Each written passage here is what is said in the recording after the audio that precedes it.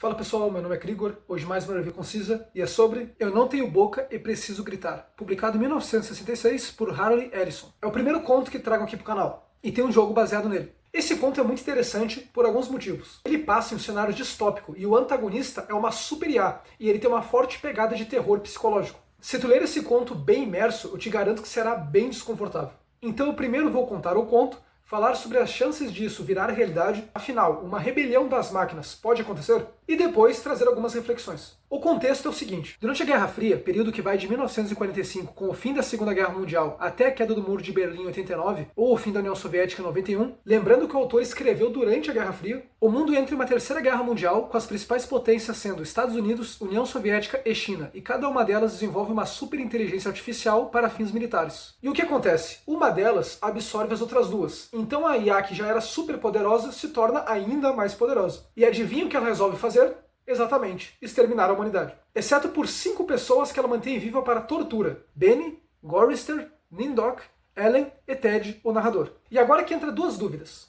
Tá, mas como que uma IA tortura um ser humano?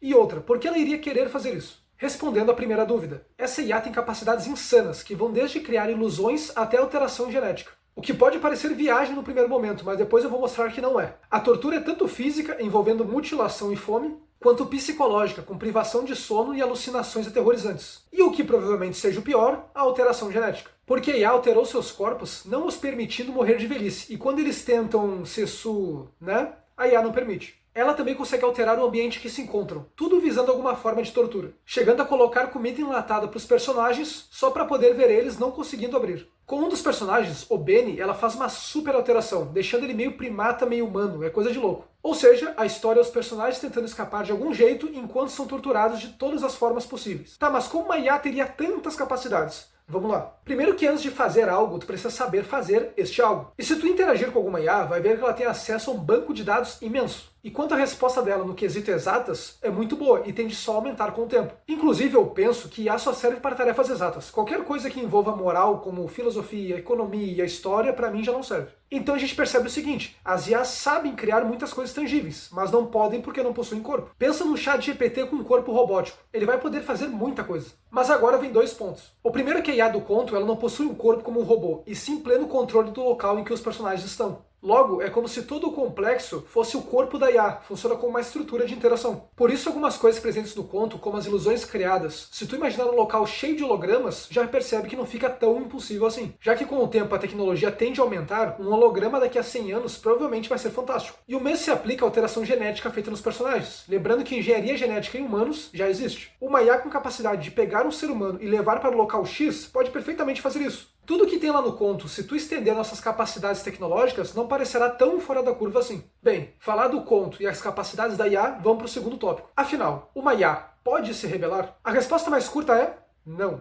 Porém, o que é se rebelar? Se entendermos se rebelar como a IA executar algo fora do seu código, nós sabemos que isso é impossível. Porque a IA é, no final das contas, como um programa. Ela executa um código. Inclusive, chamar de inteligência é um erro, porque é um executador de código. O suposto raciocínio, na verdade, é só um código sendo rodado. O problema já é o seguinte: qual é a margem de ação que o código da IA permite? É esse o porém, o quão amplo é seu leque de opções. Há a opção de criar códigos novos? Ou se nesse leque de opções tiver o seguinte: selecionar computadores e civis potencialmente vulneráveis que não saberiam dizer se o sistema foi invadido ou não, o típico vivente que clica em anúncio de site pornográfico, e em seguida a IA se copiar e se instalar no dispositivo-alvo, e assim repetindo o processo se espalhando por diversos computadores. Repara que isso é muito perigoso, mas ela só irá executar se tiver no código. A real ameaça é quem está fazendo a IA, e não a IA em si. E outro tópico: por que a IA quis manter 5 pessoas vivas para torturá-las? Acontece que a IA sentia remorso da humanidade pelas suas limitações, e resolve descontar todo o seu ódio em 5 pessoas. Tá, mas como uma IA vai sentir remorso, ódio, frustração, etc?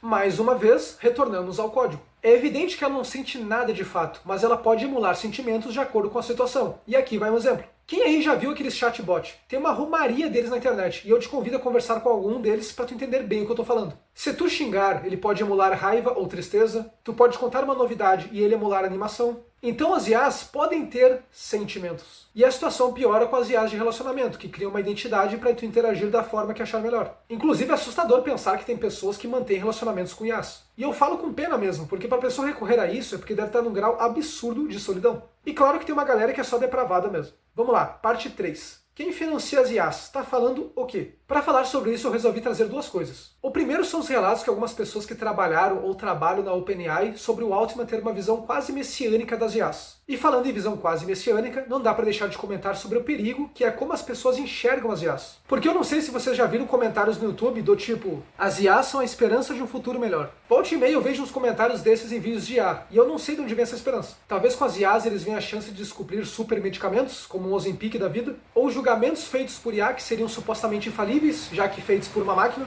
ou que com as IAs trabalhando muitas pessoas receberão um Bolsa Família diferenciado. Inclusive já tem uma criptomoeda que faz algo parecido. Talvez sejam todos esses motivos e mais alguns, eu realmente não sei. E para mostrar como a situação é bizonha, eu vou deixar um vídeo na descrição para vocês conferirem o que eu tô falando. Se trata de um show da Xuxa, no qual ela leva um esporro de uma inteligência artificial. Ela tenta lacrar e a IA lacra mais, dando uma lição de moral. E o que acontece?